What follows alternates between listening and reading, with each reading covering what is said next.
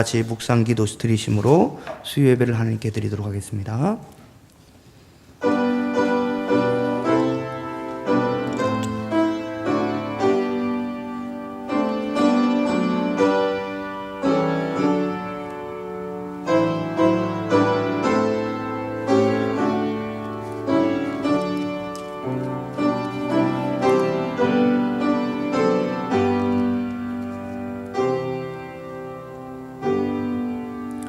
하나님 아버지 참 감사합니다. 지난 3일간 저희들을 인도하여 주시고 지켜주셨던 하나님, 이 시간 또 모여 하나님 앞에 찬양과 기도로 영광을 돌리고자 원합니다.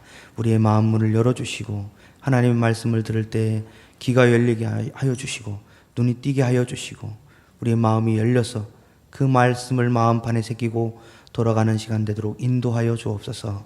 주께서 복을 내려 주실 줄 믿사옵고 예수님의 이름으로 감사하며 기도 올리옵나이다. 아멘. 찬송가 539장 찬양 드리겠습니다.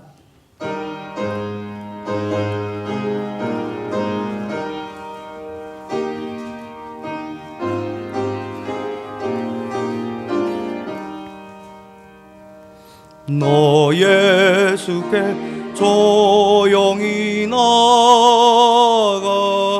내 모든 짐 내려놓고 주 십자가 사랑을 믿어 죄 사함을 너 받으라. 주 예수께 조용히 나가 내 마음을 쏟아놓으라. 늘 은밀히 보시는 주님 그 은혜를 베푸시리. 주 예수의 은혜를 입어 내 슬픔이 없어지리. 내 이웃을 늘 사랑하여 너 받은 것 거저주라. 주 예수께 조용히 나가 내 마음을 쏟아놓으라. 늘 은밀히 보시는 주님 그 은혜를 베푸시리. 주 예수를 친구로 삼아 늘 내 옆에 모시어라. 그 영원한 생명 샘물에 내 마른 목 죽이어라. 주 예수께 조용히 나가 내 마음을 쏟아놓으라. 늘 은밀히 보시는 주님 그 은혜를 베푸시리. 너 주님과 사귀어 살면 새 생명이 넘치리라. 주 예수를 찾느니 앞에 참 밝은 빛 비추어라. 주 예수께 조용히 나가 내 마음을 쏟아놓으라. 늘 은밀히 보시는 주님 그 은혜를 베푸시리. 사도신경함으로 신앙 고백하겠습니다. 전능하사 천지를 만드신 하나님 아버지를 내가 믿사오며 그 외아들 우리 주 예수 그리스도를 믿사오니 이는 성령으로 잉태하사 동정녀 마리아에게 나시고 본디오 빌라도에게 고난을 받으사 십자가에 못 박혀 죽으시고 장사한 지 사흘 만에 죽은 자 가운데서 다시 살아나시며 하늘에 오르사 전능하신 하나님 우편에 앉아 계시다가 저리로서 산자와 죽은 자를 심판하러 오시리라. 성령을 믿사오며 거룩한 공회와 성도가 서로 교통하는 것과 죄를 사하여 주시는 것과 몸이 다시 사는 것과 영원히 사는 것을 믿사옵나이다. 아멘. 찬송가 546장 들으신 후에 최혜심 집사님 우리를 대표해 기도해 주시겠습니다.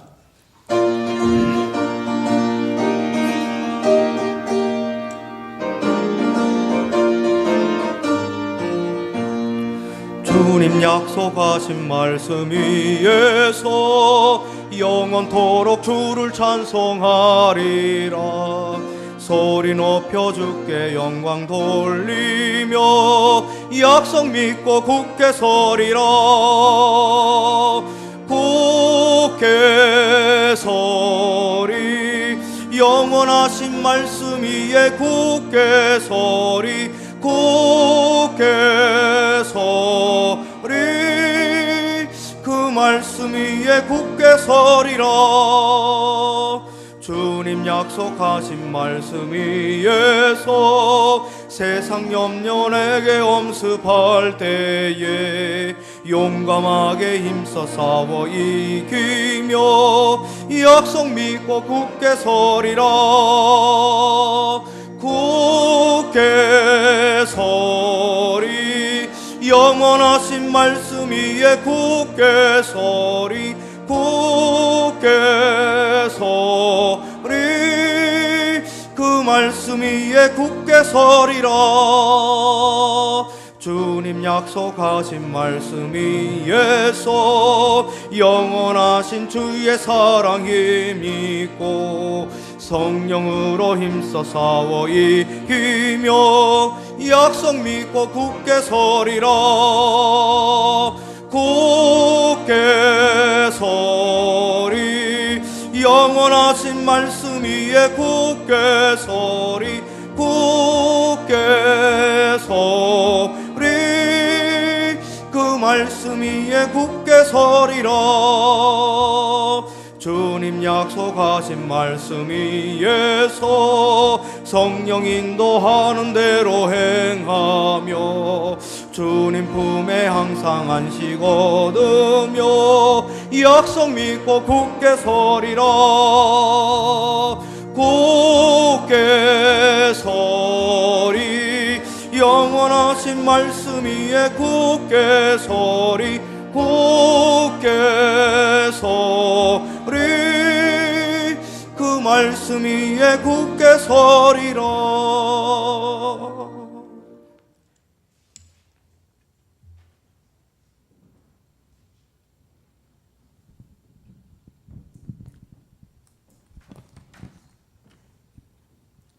참으로 좋으신 영광의 아버지 하나님께 찬양을 드립니다. 주의 전에 모여 하나님 아버지께 예배드리게 하시니 감사를 드립니다. 아버지께 예배드릴 때 성령 충만함 있게 하시고 온 마음이 하나님께 향하게 하여 주시옵소서. 우리의 삶 속에서 많은 죄들을 짓고 살아갑니다. 모든 죄를 용서해 주시고 반복되지 않도록 지혜 주시옵소서. 교사대학을 진행 중에 있사오니 남은 시간에도 변화받을 수 있는 시간 주셔서 주께서 키우라 하신 어린 양들을 잘 양육할 수 있는 교사로 발전하게 하여 주시옵소서. 이릉양 찾기 전도운동에도 우리 주님이 함께 역사하시어서 저희가 뿌리는 씨앗이 열매로 맺어지게 해 주시옵소서. 마음이 아프고 영혼이 아파서 괴로워하는 많은 우리의 성도님들 있습니다. 우리 하나님께서 위로해 주시고 마음에 평안을 주시옵소서. 주의 말씀을 전하는 조성원 강구사님을 굳건하게 하여 주십시고 입술을 주장하여 주셔서 귀하고 값진 말씀이 되게 하시고 듣는 저희도 성령의 감동이 있게 해 주시옵소서. 예배의 모든 순서를 우리 주께 맡기오며 예수님 이름으로 기도합니다. 아멘.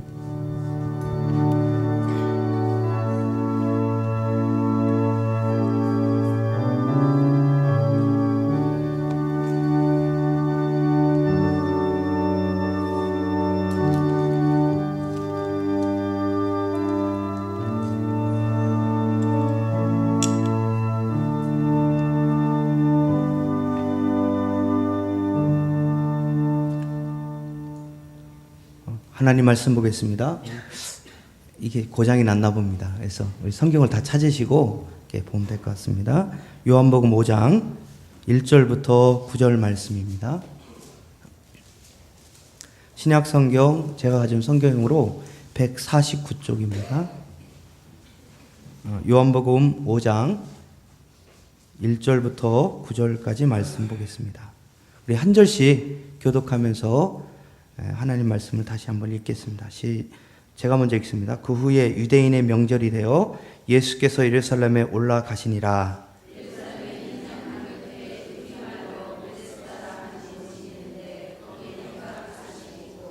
그 안에 많은 병자, 맹인, 다리 저는 사람, 혈기 마른 사람들이 누워 물의 움직임을 기다리니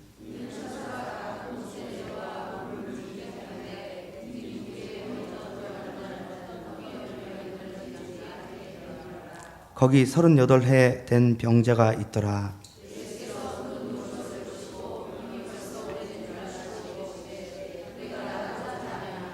병자가 대답하되 주여 물이 움직일 때에 나를 못에 넣어주는 사람이 없어 내가 가는 동안에 다른 사람이 먼저 내려가나이다. 다 같이 읽겠습니다. 그 사람이 곧 나와서 자리를 들고 걸어가니라. 아멘. 아멘. 예. 오늘 본문은 중심으로 해서 베데스다 병자라는 제목으로 하나님 말씀을 하나님 말씀 듣도록 하겠습니다. 안 나오니까 당황스러운 것 같아요. 그런데 그 요한복음은 예수님이 어떤 분이신가를 분명하게 이야기하고 있습니다. 왜냐하면 요한복음을 기록하는 목적이 뭐냐면 예수님은 하나님의 아들이다. 그래서 예수님이 하나님이시고 우리를 위해서 구원하신 구원자이다라고 증거하는 요한복음이 목적입니다. 그래서 요한복음 자체가 하나님의 말씀이신 예수님이 오셔서 우리에게 구원을 주시는 능력으로 말미암아 십자가에 돌아가셔서 우리를 죄 가운데 살리시고 다시 우리를 데리러 오실 것이다. 이게 요한복음의 전체적인 내용입니다. 그래서 예수 처음 믿는 사람한테 요한복음을 많이 읽히면 거듭납니다. 요한복음을 읽어서 거듭난 사람이 여럿 있습니다. 그래서 이 요한복음을 가지고 설교할 때마다 어떻게 보면 예수 그리스도를 믿게 하는 능력이 이 요한복음을 통해서 주로 나온다고 그렇게 되더라고요. 그래서 신앙의 선배들을 보면 요한복음 읽다가 은혜 받아가지고 예수 믿게 되고 또 요한복음을 예수를 안 믿는 사람이 요한복음을 읽다가 예수 그리스도를 시인하고 고백하고 성도가 되는 역사가 우리 교회사 가운데도 있습니다. 근데 오늘 이제 예수님께서 자기가 하나님의 아들인 것을 증거하는 여러 가지 현상들 중에 하나가 뭐냐면 오늘 그 베데스다 연못에서 나타나는 하나님의 병자, 이 38년 된 병자를 고치심으로 말미암아 하나님이 누구냐?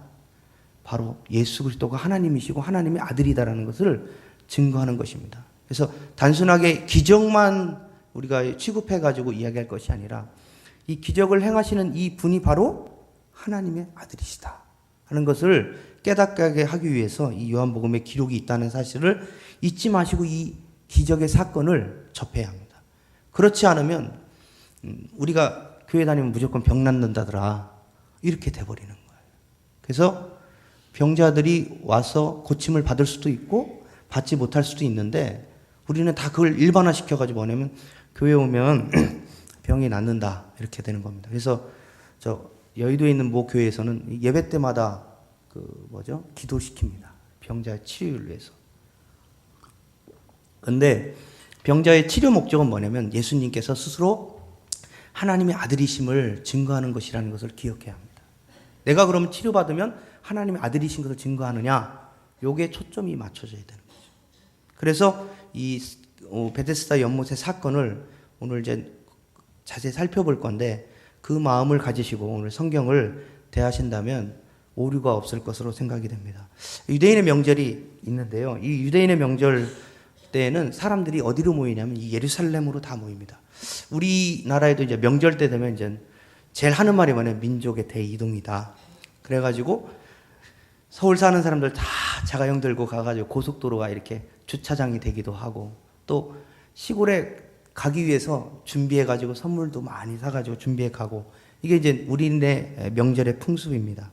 근데 이 민족의 대이동이라는 이 단어가 원래는 우리나라에서 시작된 게 아니고 역사적인 사건 중에 하나가 있습니다. 그건 뭐냐면 AD 4세기에서 6세기 사이에 일어난 현상입니다. 뭐냐면 4세기에 훈족, 즉 아시아 민족 훈족이 이 북유럽을 침입을 합니다.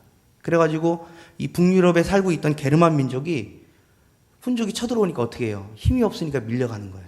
밀려서 어디로 가냐면 유럽 남쪽으로 또는 서쪽으로 이렇게 이동합니다. 근데 서쪽, 남쪽으로 이동하는 과정 가운데 이 게르만 민족이 안에 고트족이라고 있는데 이 고트족이 훈족 때문에 서고트, 동고트로 나눠집니다. 이 동고트는 어디로 가냐면 서쪽 영국 쪽으로 가고요. 그 다음에 서고트는 어디로 가냐면 로마 쪽으로, 이탈리아 쪽으로 내려오게 됩니다. 그래서 이 서고트가 내려오면서 어떻게 했냐면 로마가 이 서고트에 멸망을 당해요. 그게 476년에 로마가 이제 멸망을 합니다. 이 고트족에 의해서. 그러면서 이제 로마가 멸망하니까 그 당시에 기독교인들이 큰 충격을 받습니다.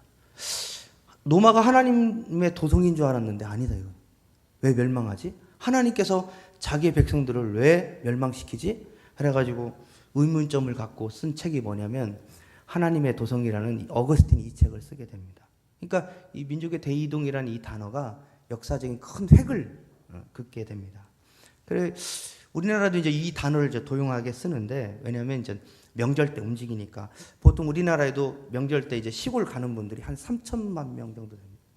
그럼 이제 왕복하면 우리나라 전체 인구가 움직이는 거죠. 그러니까 엄청난 수가 움직입니다. 또 중국 옆에 이제 중국도 이 춘절이라고 해가지고 우리나라 설처럼 사람들이 이동을 하는데 휴가도 받지만 6억 명 정도가 이동한답니다. 그러면 이제 왕복하면 12억이잖아요. 그럼 중국 인구가 전체가 움직이는 겁니다. 그만큼 이제 민족의 대이동이라는 단어가 그만큼 그렇게 사용이 되는데 이스라엘의 이 명절에도요 이동이 있었습니다. 그다음에 대이동입니다. 여기도 마찬가지예요. 그래서 성전에 유대인의 명절의 특징 우리는 이제 고향으로 가잖아요. 그래서 부모님 뵙고 형제들 만나고 이렇게 즐겁게 하는데 유대인의 명절은 뭐냐면 예루살렘으로 다 모여가지고 뭘 하냐? 하나님께 제사를 드리는 거예요. 그리고 1년에 4번 하나님께 보여라. 그래가지고 어떻게 하냐면 예루살렘에 모여가지고 하나님께 제사를 드리고 또 그걸 통해서 하나님께 예배를 드리는 것입니다. 그래서 유대인의 명절은 우리와 좀 달라가지고 하나님을 섬기는 자들의 모임입니다. 어떻게 보면 주일날 저는 이 유대인의 명절이 요즘에 주일이다라고 생각합니다. 왜냐하면 우리가 각처에서 흩어져서 우리의 삶을 살다가 하나님께 예배드리기 위해서 어디로 다 모입니까? 이 하나님 예배당, 이 은석교회로 다 모이잖아요. 그것처럼 유대인의 명절이 이렇게 주일화 돼가지고 하나님의 백성들이 하나님께 예배를 드리는 거죠. 이런 명절날에는 사람이 예루살렘 성에 사람이 바글바글 했습니다. 그때 예수님께서 이제 오늘 본문 1절에 보면 그 후에 유대인의 명절이 되어 예수께서 예루살렘 올라가시니라 이렇게 기록됐습니다. 그래서 예루살렘에 있는 양문 곁에 히브리 말로 베데스다라는 곳에 있는데 거기 행각 5이 있고라고 기록한 것처럼 예수님도 마찬가지로 유대인의 명절 즉 하나님께 예배의 제사를 통해서 영광 돌리기 위해서 이제 가게 된 거죠. 이 유대인의 명절에 가는데 어디로 가느냐면 성이 있으면 이렇게 문이 많이 있지 않습니까? 근데 이 성에 있는 문이 많이 있는데 그 문 중에 뭐냐? 양문이라는 곳이죠. 그리고 양문을 통해서 어디를 가냐면 베데스다 연못을 통해서 어디로 가냐면 예루살렘 성전으로 가는 거예요. 그래서 그 성전에 가서 어떤 피의 제사를 드리는 그 통로가 이 양의 문이라는 것입니다. 오늘 1장 1절에 이 9절까지 짧은 내용인데 그 1절이 이 본문의 성격을 딱 규정짓고 있어요. 뭐냐면 유대인의 명절이다. 양문을 가셨다. 그리고 베데스다 가셨다. 이 베데스다의 의미가 뭐냐면 이 은혜의 집, 그 다음에 자비의 집이라는 뜻입니다. 그러면 예수님께서 이 명절 때 양의 문을 통해서 하나님의 어린 양을 보라. 요한복음 1장에 나오잖아요. 이 양문을 통해서 제단으로 올라가셔서 예루살렘 성전에 가신 거예요. 이 통로가 결국에 예수 그리스도의 뭘 나타내면 구속의 역사를 그 예수님의 행복 가운데 우리에게 알려주고 있는 것입니다. 우리나라 안에도 이제 이 성이 이 민족들을 보호합니다. 그래서 성을 쌓고 문을 내 가지고 그 도시를 보호하기도 하고 그렇게 하는데 우리나라에도 이제 예를 들면 이제 한양성 같은 경우는 조선시대에 이제 성을 쌓고 거기다 문을 냈습니다. 근데 문을 낼 때 그냥 우리가 이제 하는 것처럼 문을 내 가지고 사람들이 왔다 갔다 할 수 있는데 동쪽에는 여러분들 아시지만 이제 동대문이라고 알고 계시지만 사실은 뭐냐면 흥인문이라고 했습니다. 그리고 서쪽에는 돈의문, 남쪽에는 숭례문, 북쪽에는 홍지문이라고 했는데 이 초창기의 조선시대 우리 선조들이 이 문을 딱 만들면서 그 성에서 추구하는 가치를 표현을 했어요. 그래서 흥인문, 인이 흥해야 된다. 어질 인자잖아요. 어진 마음이 흥해야 된다. 또 돈의, 의가 돈독해야 된다. 그 다음에 숭례는 뭐냐면 예를 숭상해야 한다. 그 다음에 홍지문이 있는데 북쪽에 있는 문을 홍지문이라고 했는데 원래 숙정문이라고도 하고 이 홍지문이라고도 합니다. 근데 이 홍지문은 뭐냐? 지혜가 넓게 퍼져야 된다. 이런 의미를 가지고 있어요. 이게 이제 도덕에서 나오는 사단이라고 하는데 인의 예지입니다. 이 한양성은 그런 성이었는데 일본 사람들이 우리나라를 이제 침략에 뺏어버렸잖아요. 그래가지고 이 고상한 만들을 다 없애버렸어요. 그래가지고 동쪽에 있는 흥인문을 뭐라고 하냐면 동대문, 돈의문은 서대문, 서쪽에 있으니까 서대문, 의미 없는 말로 바꿔버렸어요. 숭례문은 여러분 2008년 2월 10일 날 불탔지만 거기는 남대문이라고 해버렸어요. 그리고 저 북쪽에는 북한문이라고 이렇게 해가지고 의미 없이 쓰도록 만들었습니다. 왜냐하면 일본이 우리나라의 정신을 말살하기 위해서 그런 정책을 했습니다. 그러니까 이 문이라는 것은 그 성의 의미를 딱 압축하고 있는 거죠. 또 이제 이 성에 이제 제가 이제 좀 찾아보니까 이 한양성에는 또 어떤 문도 있었냐면 이제 성 안에서 이제 장례를 치를 수 없으니까 성 밖으로 나가는 시체가 나가는 문이 있더라고요. 광의동에 시국문이라고 해가지고 시체가 상여 나갈 때 글로 나가는 거예요. 그런 문들이 있더라고요. 그래서 성을 이렇게 쌓고 나서 문을 만들 때는 그 성에 이제 어떤 의미를 딱 이렇게 부여를 합니다. 제가 왜 이 말을 하냐면 우리나라 사람도 그렇게 사는데 이스라엘 사람도 똑같은 겁니다. 이스라엘이 예루살렘 성을 쌓잖아요. 쌓고 나가지고 제일 먼저 이 성의 문들을 만들 때 무엇을 만들었냐는 것입니다. 예루살렘 성이 586년에 바벨론 침략으로 멸망을 했습니다. 그리고 70년 만에 다시 돌아왔죠. 누가 데리고 왔냐면 느헤미야 선지자가 돌아왔어요. 이 사람이 와가지고 어떻게 했냐면 성을 쌓았어요. 성을 쌓는데 제일 먼저 성을 쌓고 그 다음에 예루살렘 성전을 건축합니다. 그게 이제 성문을 쌓고 문을 만든 기록이 느헤미야 3장에 기록이 되어 있는데 그 문을 만들 때 여러 가지 문을 만들어요. 뭐 어문, 이 물고기, 그 다음에 옛문, 샘문, 골짜기문, 마문, 이제 말들이 들어가는 문, 분문, 그래서 분뇨가 나가는 문, 이런 문들이 다 이렇게 만드는데 그런데 그 성을 쌓고 가장 먼저 만든 문이 뭐냐면 이 양문이라는 것입니다. 나라가 멸망하고 다시 회복하고 다시 돌아와서 성을 쌓고 만든 문 중에 가장 첫 번째 만든 문이 뭐냐? 바로 이 양문이라는 것입니다. 왜 그러냐면 그들의 의식 속에는 어떤 게 가장 먼저 자리 잡고 있냐는 거예요. 양문이 왜 필요하냐면 양을 양문 앞에는 양시장이 있었습니다. 그래서 흠없는 양을 여기서 사는 거예요. 그래가지고 데리고 들어가서 베데스다 연못에서 이렇게 씻어요. 양을 깨끗하게 씻어가지고 어떻게 하냐면 들어갑니다. 정결 예식을 따라 손도 씻고 들어가서 어디냐면 피의 제사를 드리는 거예요. 양문을 가장 먼저 만든 건 뭐냐면 바로 하나님께 예배를 드리기 위해서 이 문을 만든 거예요. 그래서 가장 먼저 해야 될 일, 나라를 회복하고 하나님 앞에 성을 건축하고 도시를 만들고 가장 먼저 한 일이 뭐냐? 바로 이게 제사를 먼저 드리기 위해서 이 양문을 만드는 것입니다. 그래서 하나님 앞에 예배를 드리고 하나님께 제사를 드리는 일을 세상의 어떤 것들보다 먼저 하는 겁니다. 그것이 이스라엘의 삶의 흔적 가운데 나타나는 거예요. 제사 중심이고 성전 중심으로 이 사람들이 살았다는 것입니다. 우리의 삶이 무엇을 중심으로 사는 것인가?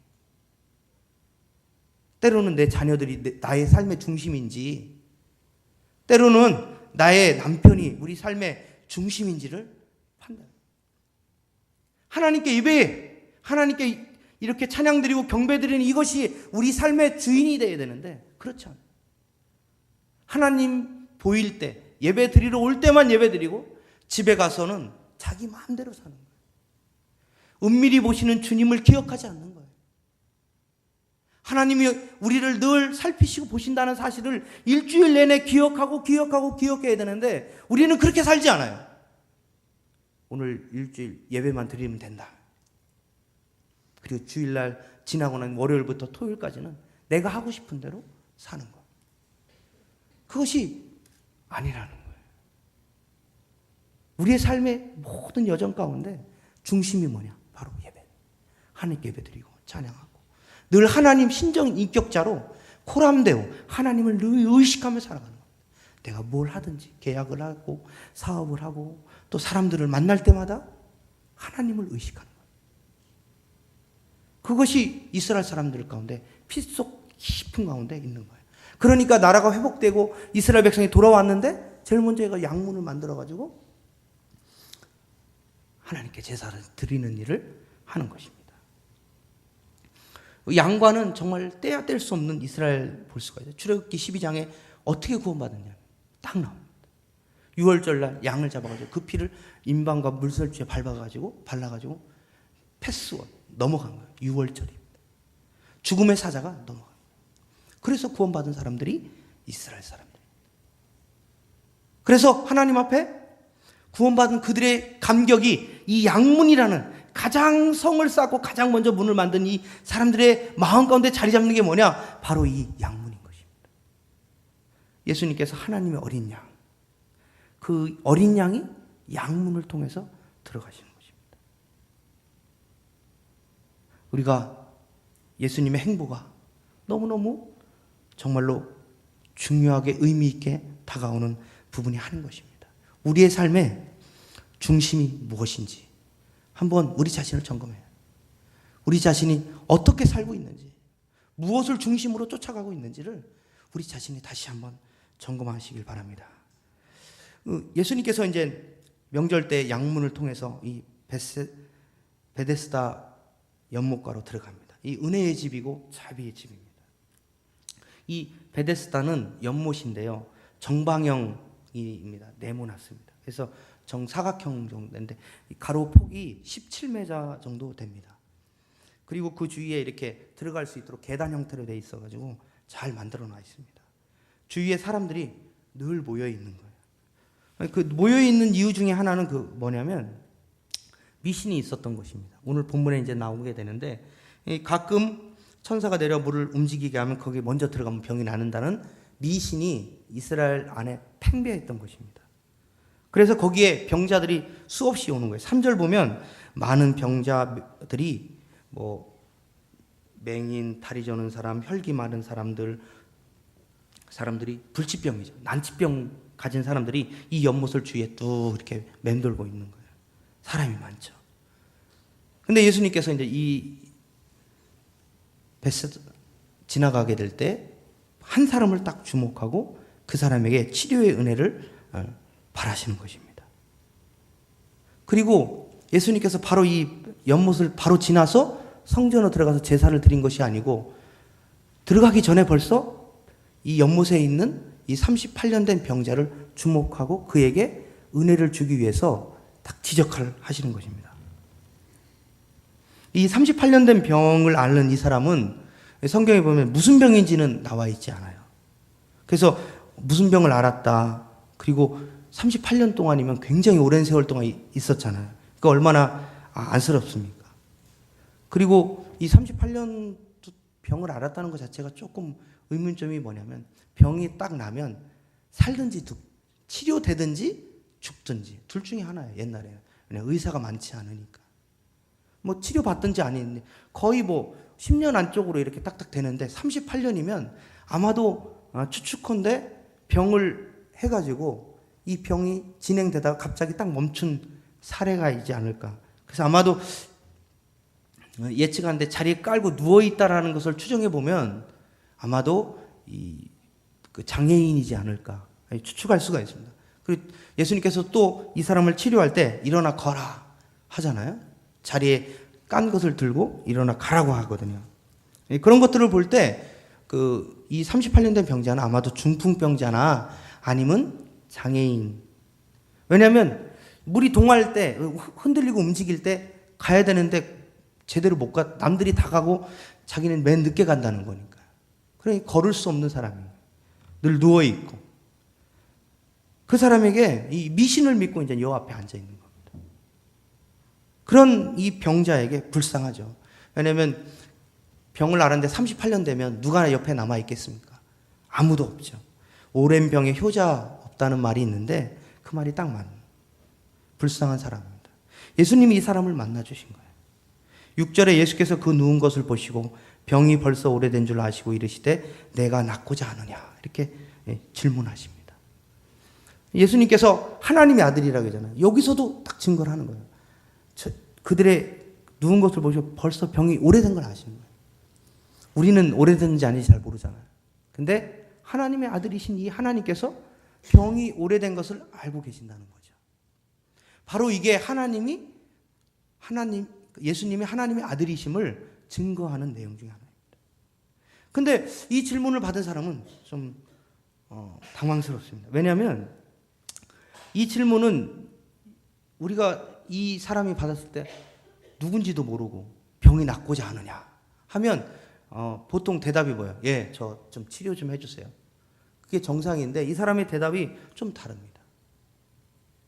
뭐냐면 대답은 내가 이 물속에 들어가야 되는데 못 들어가니까 못 낫는다고 나를 좀 거기다 좀 넣어주십시오. 그렇게 부탁을 하는 거예요. 근데 이 38년 된 병자에게 이 질문을 하신 예수님께서 오늘날 우리에게도 뭘 하시냐면 질문을 하시는 거예요. 내가 병이 낫고자 하느냐. 왜냐하면 우리에게도 젊은 사람 빼고요 안 아픈 사람이 없습니다.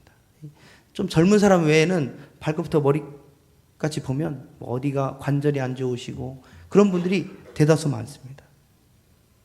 그럴 때 우리 하나님 말씀을 읽을 때 2000년 전에 기록된 그 책이라고만 느끼지 마시고 이 말씀이 나에게 이 시간 내가 낫고자 하느냐? 라고 질문하실 때 우리 사랑하는 성도님들은 어떻게 대답하시겠습니까? 주님, 저 좀 고쳐주십시오. 이러십니까? 아니면 이건 2000년 전 책 기록이니까. 이렇게 반응해요. 어떻게 반응하시나요? 낫고자 하느냐? 할 때 예, 제가 낫고자 합니다. 고쳐주세요. 이게 용기 있고 솔직한 고백이에요. 이 사람이 반응이 좀 이상해요. 너가 낫고자 하느냐? 그러면 예, 저 낫게 해주세요. 이러면 참 좋을 텐데 그렇게 안 하고 뭐냐면 나 좀 밀어달라고 물속에 좀 조금만 다른 사람 내가 들어가려고 하면 다른 사람이 먼저 들어가가지고 못한다고. 또는 어떻게 하냐면 이 사람이 쓸데없는 소리 하고 있네. 저리 가라고.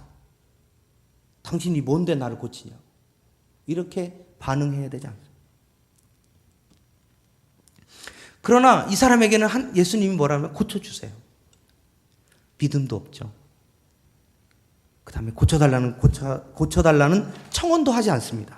그런데 예수님은 이 사람을 고쳐주는 거예요. 미신의 장소에 와서 고쳐보려고 애썼지만 안 되는 상황 가운데 그의 대답이 그거예요. 내가 좀 이 병을 좀 고쳐보려고 하는데 내 힘으로 안 된다는 거예요. 내가 할 수 없다라는 거죠. 그렇기 때문에 내가 할 수 없는데 어떻게 예수님 좀 나를 좀 할 수 있는 그 곳 가운데 밀어달라는 거예요. 주님의 능력이 앞에 계신데 능력자이신 이 하나님의 아들이 앞에 있는데 우리는 어떻게 하냐면 예수님 저를 고쳐주시오 이렇게 대답하지 않고 하나님 나에게 고쳐지게 좀 도와주세요. 물가로 좀 집어넣어 주세요. 물이 좀 움직일 때 좀 넣어주세요. 이렇게 구한다는 것입니다. 이 사람은 정말 은혜를 받을 자격이 아무것도 없어요. 청하지도 않죠. 도와달라고 하지도 않습니다. 복음서에 보면 이 사람은 은혜 받을 자격이 없는 사람이에요. 그런데 예수님께서 이 사람에게 은혜를 베푸시는 거예요. 치료해 주시는 거예요. 깨끗하게 도와주시는 겁니다. 청함을 하지도 않았는데 은혜를 받는 겁니다. 하나님께 도와주세요 하지도 않았는데 하나님이 도와주시는 거예요. 이게 바로 하나님께서 우리를 불가항력적으로 딱 선택하시는 거예요. 내 자녀는 내가 지키는 거예요. 내 자녀를 남에게 맡기지 않고 하나님 자신께서 우리를 딱 붙들고 계시는 겁니다. 그렇기 때문에 우리가 목소리를 낼 수 없고 구하지 아니하고 하나님께 간절히 기도하지 아니한다 할지라도 주님은 우리에게 은혜를 주시는 것입니다. 실로암 9장에 보면 오늘 그 요한복음 9장에 보면 실로암 목가에 고쳐주신 사람이 있습니다. 이 똑같은 상황인데 자리를 들고 일어나 가라. 이 사람은 눈이 안 보였어요. 그래서 진흙을 발라가지고 실로암 물가에 가가지고 씻으라. 이 사람도 똑같아요. 예수님 제 눈이 멀었는데 좀 고쳐주십시오 하지 않았어요. 그런데 예수님께서 그 사람에게 침으로 흙을 개가지고 딱 얼굴에 눈에 발라주고 너 실로암 가서 씻어라. 그래서 가서 씻었는데 눈이 보이는 거예요. 그래가지고 이 사람은 어떻게 되냐면 예수 그리스도 증거하다가 어떻게 하냐면 유대교에서 출교를 당합니다. 출교하니까 이렇게 별거 이렇게 느낌이 안 오시죠. 근데 출교는 뭘 의미하냐면 사람에서 동물이 됐다는 의미를 얘기합니다. 유대인들에게는 개나 돼지가 된 거예요. 그러니까 차라리 눈 안 뜨고 그냥 출교 안 당하는 게 나아요. 삶이. 근데 눈 뜨고 예수님의 그 은혜를 받은 사람은 이 사람은 실로암 물가에서 치료받은 이 사람은 청험을 하지도 않고 이렇게 해서 은혜를 받았지만 믿음이 생겨서 어떻게 되냐면 예수 그리스도를 믿고 증거하는 사람이 돼가지고 나중에는 핍박을 받는데도 출교를 당하는 그런 일까지 가요. 근데 이 사람은 어떤 사람이냐면 14절 보면 예수님 뭐라 하면 죄 짓지 말라고 그래요. 이 사람이 병이 생긴 원인은 뭐냐? 죄예요. 다시는 죄를 짓지 말라고 권고하십니다.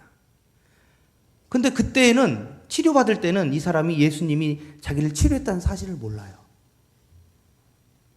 그리고 난 다음에 나중에 보니까 예수님이 치료한 거야. 그래서 누구한테 알려주냐면 바리새인들한테 알려준다. 바리새인이 뭐라고 했냐면 이 사람한테 야, 너 안식일 날 널 고친 놈이 누구야? 이렇게 한 거예요. 우리가 보통 이렇게 하면 이 중풍병자 오래 병을 알고 있으면 고침받으면 야, 너를 고쳐준 분이 누구냐? 이렇게 하지. 안식일 날 말이야 너 고친 그 사람 누구야? 내가 잡아 넣어야 되겠어. 그런 마음이 나오냐고요. 이 바리새인들, 서기관들, 유대인들을 통칭합니다. 이 사람들이 정말 그런 마음을 가지고 있는 사람들이에요. 근데 이 사람이 어떻게 하냐면 예수님을 나중에 그 사람들한테 얘기를 해줘요. 문맥상 아마도 고발한 것 같아요. 은혜를 받아도요. 하나님의 은혜를 받아도 어떤 사람은 출교당하면서 핍박당하면서 그 신앙이 생겨가지고 믿음이 생겨서 예수 그리스도를 은혜를 기억하는데 어떤 사람은요. 은혜를 받아도 그 은혜를 어떻게 하냐면 예수 그리스도를 도리어 해하는 일이 나요. 왜냐하면 16절에 뭐냐면 이젠 이 바리새인과 유대인들이 예수 그리스도를 잡아 죽이려고 결의를 합니다. 아마도 그 병을 낳았던 이 장애인이었던 이 38년 된 이 병자는 예수님을 해를 해요.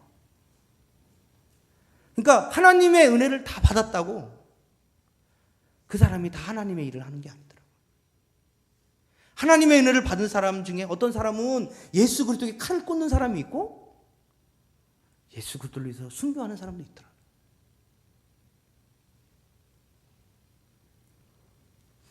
(38년) 됐는데 죄 때문에 지어가지고 병을 얻었는데 예수님이 그 병 고치자마자 다시는 죄 짓지 말라고 했는데 또 이런 일을 하는 거예요.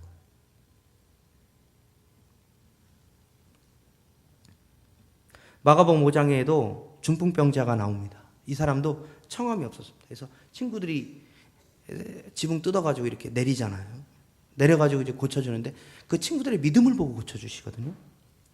그 사람이 믿음이 있어서 고쳐주시는 경우도 있고 믿음이 없어도 주님이 고쳐주실 때가 있는데 이 사람 믿음이 보시고 고쳐줘요. 그리고 상을 가지고 가라 합니다. 그렇게 은혜를 받아요. 믿음이 있어도 은혜를 받지만 믿음이 없어도 은혜를 받고 그 가운데 믿음이 생긴 경우가 있어요. 은혜에 받을 자격, 하나님의 사랑을 받을 자격이 아무것도 없지만 주님이 우리를 그냥 사랑하는 경우도 있어요. 그게 하나님의 은혜라는 것입니다. 예수 그리스도가 이 땅에 오신 건 뭐냐? 은혜 받을 자격이 아무도 없는 사람들을 구원하시기 위해서 오셨다는 거예요. 이 38년 된 병자를 통해서 우리에게 주시는 그 의미가 뭐냐면 너희들은 은혜 받을 자격이 하나도 없지만 주님께서 너희를 고쳐주셨다. 너희들을 깨끗게 해주셨다. 그것을 우리에게 가르쳐주고 있는 것입니다. 만약에 38년 된 이 병자에게 응답하신 것이 들고 일어나 가라고 했잖아요. 근데 이 사람이 질문한 게 있죠. 내가 다른 사람들 물이 동할 때 나 거기 들어가야 되는데 못 들어가니까 당신이 좀 옆에서 좀 밀어달라고. 그랬는데 예수님의 응답은 어떻게 나왔냐면 가지고 일어나 가라. 제가 예수님이라면 그래 너 물에 들어가라 이랬을 것 같아요. 응답이 그거죠. 예수님의 응답이 우리가 원하는 대로 응답해 주시지 않는다는 겁니다. 이 사람의 38년 된 병자에게 응답하셨다면 이 사람이 원하는 대로 응답해 주셨다면 물로 들어가는 거예요. 근데 주님은 어떻게 하냐면 자리를 들고 일어나라. 가라. 치료 그 자리에서 해주시는 거예요. 주님의 생각과 내 생각이 좀 다르다는 겁니다. 하나님께 은혜를 구할 때 내 생각대로 구하면 안 되는 거예요. 내 생각대로 구한다고 내 생각대로 하나님이 응답해 주시는 하나님이 아니라 예수님께서는 예수님의 생각대로 성경대로 구하고 성경대로 응답해 주신다는 것입니다. 그래서 우리가 하나님께 기도하고 간구할 때 하나님의 뜻이 어디 있는지를 분별하면서 기도하는 거예요. 그냥 내가 원하는 것만 주여 도와주셔서 이것들이 이루어지게 하여 주시옵소서라고 기도할 것이 아니라 성경은 우리에게 어떻게 기도하기를 원하고 있는지를, 어떤 것을 하나님께 간구하기를 원하고 있는지를 성경을 배우면서 성경을 읽으면서 알아줘야 된다는 거예요. 금요일날 다 오십시오. 하나님 말씀을 배우는 일에 다 오셔서 배우십시오. 주중에 성경 공부하는 것 가운데 이제 작정하시고 하나님 말씀을 늘 가까이 하십시오. 그럴 때 우리의 가치관과 생각이 변한다. 주님의 생각대로 내 생각이 바뀌는 거예요. 주님은 이 38년 된 병자가 원하는 대로 치료해 주시지 아니하고 자기가 미쁘신 뜻대로 치료해 주시는 거예요. 미쁘신 뜻대로 인도해 주시는 거예요. 그렇기 때문에 우리가 주여 주의 뜻대로 인도하여 주옵소서라고 찬양하는 것입니다. 사랑하는 성도 여러분, 육신도 육신이지만 우리의 영혼이 병들지 않았는지 한번 생각해 봐야 합니다.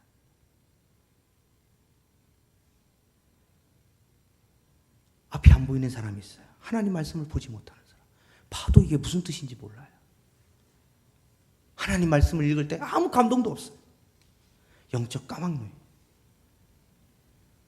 주님께 치료해달라고 할 때 우리 육신도 치료해야 되지만 우리의 영적인 병든 것도 치료해달라고 기도해요. 우리가 안 보이는 것을 한탄할 게 아니고 하나님 말씀을 읽을 때 깨닫지 못하는 것을 한탄하고 간구해요.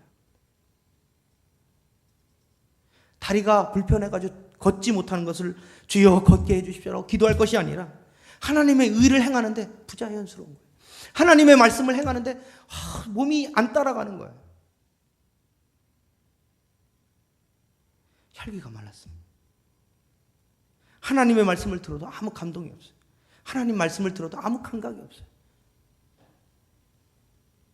그런 영혼에 병든 사람들을 예수님이 치료하기를 원하시는 것입니다. 이곳 가운데 수많은 사람들이 모여 있는데 그들에게 병을 고쳐주시길 원하시는 것입니다. 이 시간에도 영혼의 병을 고쳐주시길 원하시는 것입니다. 요한 3서 2절에 사랑하는 자 내 영혼이 잘된 같이 내가 범사에 잘되고 강건하기를 간구하노라. 주님은 영혼에 더 관심이 있어요. 육신이 좀 아파도 영혼이 건강하다면, 육신이 아파가지고 불편을 느낄 때 나의 영혼도 그렇지 않은지 우리 자신을 살펴보고 느껴야 됩니다. 하나님이 원하시는 것은 영혼입니다. 영혼이 깨끗하게 된다면 그 다음은 자동이라고 성경이 기록하고 있잖아요. 내 영혼이 잘된 같이 내가 범사에 잘되고 강건하기를 원한다. 하나님의 원리가 여기에 숨어 있는 것입니다. 광야 40년 첫 기착지가 어디입니까? 마라입니다. 근데 이 물을 먹는데 물이 쓴 거예요. 왜냐하면 바닷가 근처이기 때문에 물이 쓴 기가 나는 겁니다. 써가지고 이제 못 먹죠. 먹다가 쓰니까 다 뱉고 이스라엘 민족이 난리 났습니다. 왜냐하면 출애굽을 해가지고 내려오는데 3일 정도 물을 안 먹었어요. 여러분 3일 정도 이렇게 물이 다 떨어지잖아요. 왜냐하면 그 이스라엘 출애굽하고 와가지고 이제 걸어 내려오면서 물을 먹지 않았겠습니까? 근데 먹은 물이 이제 없으니까 그 중에 이제 이 마라라는 곳에 이제 도착해가지고 물을 먹어야 되는데 물이 있긴 한데 못 먹는 물인 거예요. 그래가지고 모세를 막 원망하는 거예요. 홍해 건넌 그 이스라엘 이 에집트 군대를 애국 군대를 다 몰살하는 거 봤어요. 6월절 능력도 봤어요. 10가지 재앙도 봤어요. 그런데 3일 동안 물 안 먹었다고 내려와가지고 모세를 막 원망하는 겁니다. 그때 모세가 이제 어떻게 했냐면 나뭇가지를 꺾어가지고 물에 딱 던지니까 하나님이 이 물을 단물로 바꿔주셔가지고 모든 사람들이 먹었어요. 하나님께서 그리고 나시고 하신 말씀이에요. 이르시되 너희 하나님 나 여호와의 말을 들어 순종하고 내가 보기에 의를 행하며 내 계명을 귀를 기울이며 내 모든 규례를 지키면 내가 애굽 사람에게 내린 모든 질병 중 하나도 너희에게 내리지 아니하리라. 나는 너희를 치료하는 여호와입니다. 여호와 라파. 하나님 우리를 치료하기로 원하십니다. 육신도 마찬가지고 우리의 영혼도 치료되기를 원합니다. 우리의 마음이 영혼이 치료되어서 건강한 영혼이 되도록 우리를 이끄시는 거예요. 38년 된 이 병자도 예수님께서 청함지도 않았는데 고치셨는데 나쯤이야? 아닙니까? 38년 동안 알고 누워있던 이 사람을 고쳐서 깨끗한 사람 만드셨는데 내 영혼쯤이야, 내 육신쯤이야 주님이 못하실 줄 아무도. 주님은 하실 수 있는. 그래서 사도 바울이 증거한 디모데전서 1장 15절에 미쁘다 모든 사람이 받을 만한 이 말이요 그리스도 예수께서 죄인을 구원하시려고 세상에 임하셨다 하였도다. 복음이잖아요. 죄인 중에 내가 괴수다. 나를 고치신 예수님 이 자랑하고 있죠. 모든 사람이 받을 만한 모든 사람을 예수님이 고치신다. 고칠 수 있다는 것입니다. 깨끗게 하신다는 것입니다.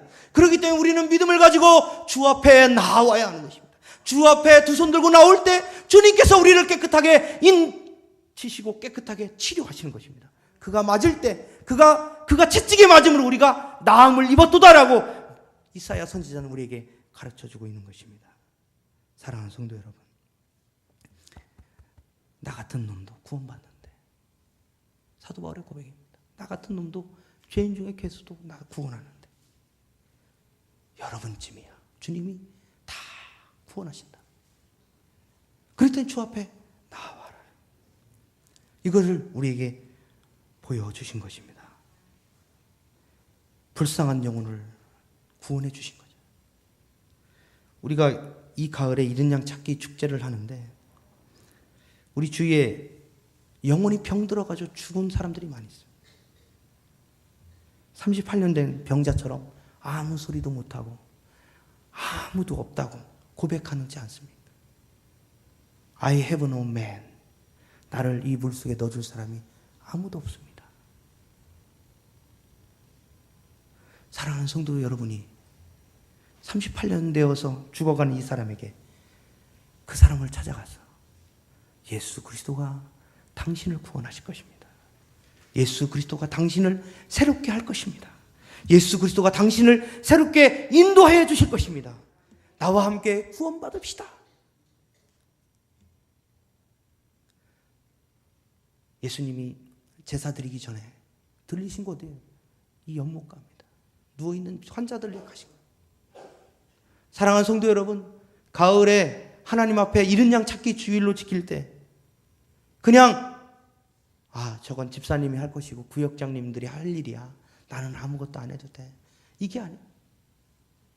우리 주위에 한가할 수 없고 외칠 수 없고 움직일 수 없고 아무것도 할 수 없는 이 사람에게 찾아가서 예수님이 치료해 주셨던 것처럼 사랑하는 성도 여러분이 예수님의 심장을 가지고 이 잃어버린 양들을 믿지 않는 사람들을 찾아가서 이제 예수께 나오십시오. 그러면 이 38년 된 병자도 고쳤는데 당신도 하나님이 고쳐주실 것입니다.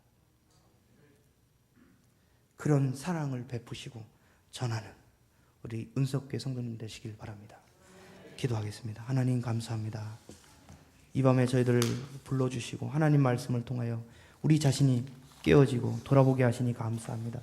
우리의 영혼이 병들지 않았는지 다시 한번 살펴보길 원합니다. 주님의 생각대로 구하지 않았는지, 주님의 말씀대로 구하지 않았는지 우리 자신을 돌아보기를 원합니다. 주여 도와주시고 38년 된 병자가 누워서 있는 것처럼 우리 주위에 수많은 사람들이 누워 있습니다. 주여 우리에게 용기를 주셔서 이들에게 가서 예수가 생명이고 예수가 소망이고 이 예수님께 나아오라고 외치고 가르칠 수 있는 우리 사랑하는 성도들을 되도록 인도하여 주옵소서. 주께서 용기를 주실 줄 믿사옵고 예수님의 이름으로 감사하며 기도 올리옵나이다. 아멘. 찬송가 531장 찬양드리겠습니다. 531장입니다.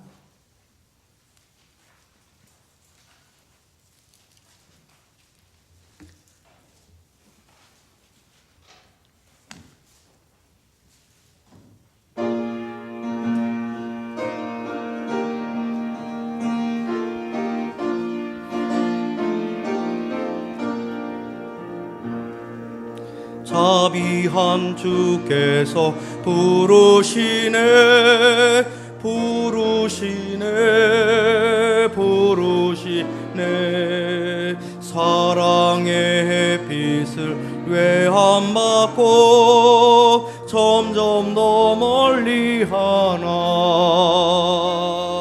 지금 오라 지금 오라 자비한 주께로 지금 곧 나오라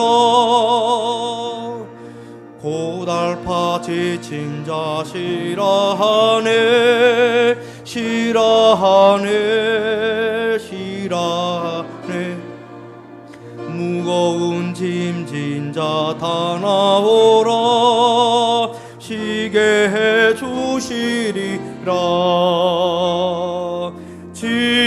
지금 오라 지금 오라 자비한 주께로 지금 곧 나오라 주께서 지금도 기다리네 기다리네 기다리네 죄짐을 가지고 다 나오라 어서 주 앞에 오라 지금 오라 지금 오라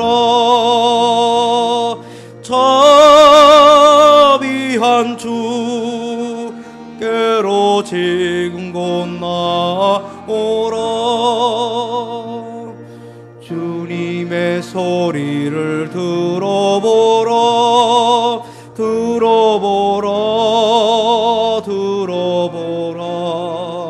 그 이름 믿는 자 복받으리 어서 곧 일어나라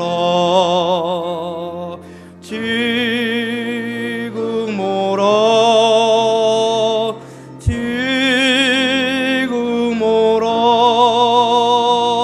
자비한 주께로 지금 곧 나오라.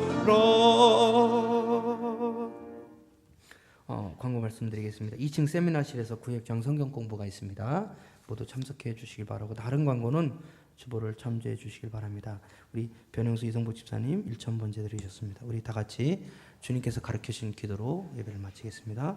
하늘에 계신 우리 아버지여, 이름이 거룩히 여김을 받으시오며 나라의 마옵시며 뜻이 하늘에서 이룬 것 같이 땅에서도 이루어지이다. 오늘날 우리에게 일용할 양식을 주옵시고 우리가 우리에게 죄진 자를 사하여 준 것 같이 우리의 죄를 사하여 주옵시고 우리를 시험에 들게 하지 마옵시고 다만 악에서 구하옵소서. 대개 나라와 권세와 영광이 아버지께 영원히 있사옵나이다. 아멘.